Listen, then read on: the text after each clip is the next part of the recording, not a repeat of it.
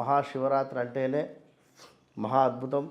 మహాశివరాత్రి జాగరణ కావచ్చును, మహాశివరాత్రి రోజు ఉండేటువంటి ఉపవాసం కావచ్చును, మహాశివరాత్రి రోజు చేసుకునేటువంటి అభిషేకం కావచ్చును, మహాశివరాత్రి రోజు దర్శనం చేసుకునేటువంటి దేవాలయం కావచ్చును. ఇన్ని విశేషాలు చెప్పడం జరుగుతున్నది.